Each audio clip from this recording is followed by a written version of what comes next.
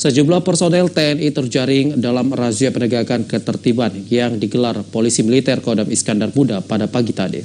Selain memeriksa kelengkapan surat berkendara, petugas gabungan yang melibatkan Polisi Militer Angkatan Laut, Udara, dan Kepolisian juga memeriksa penggunaan atribut militer yang digunakan.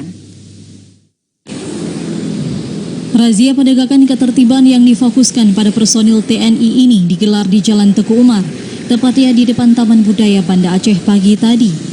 Tak hanya personil TNI yang mengendarai sepeda motor, petugas gabungan juga memeriksa kelengkapan surat dari kendaraan dinas yang melintas. Selain itu, petugas juga menertibkan penggunaan atribut militer, baik seragam maupun logo militer yang terpasang di sejumlah kendaraan pribadi. Wakil Komandan Polisi Militer Kodam Iskandar Muda mengatakan kegiatan ini merupakan kegiatan rutin yang digelar Pomdam Iskandar Muda setiap tahunnya. Tak hanya di Aceh, kegiatan serupa juga digelar di seluruh Indonesia.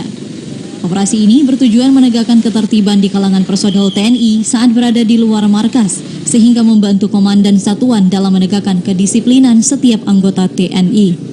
Kalau yang sekarang ini kita laksanakan di jalan, tujuan sasarannya itu seperti saya sebutkan, perlengkapan perorangan maupun kelengkapan kendaraan, surat menyuratnya, dan selain itu juga nanti akan dilaksanakan kegiatan razia yang akan dilaksanakan di malam hari, memeriksa tempat-tempat yang tidak semestinya didatangi oleh anggota TNI.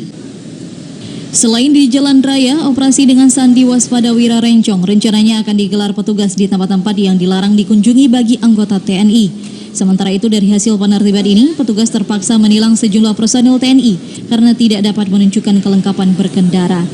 Selain personel TNI, petugas juga memeriksa pegawai sipil di lingkungan TNI yang melintas. Pantauan redaksi, meski berlangsung tertib, sejumlah pengendara tampak berupaya menghindar saat mengetahui razia petugas. Dari Banda Aceh, Arman Konadi, TVRI melaporkan.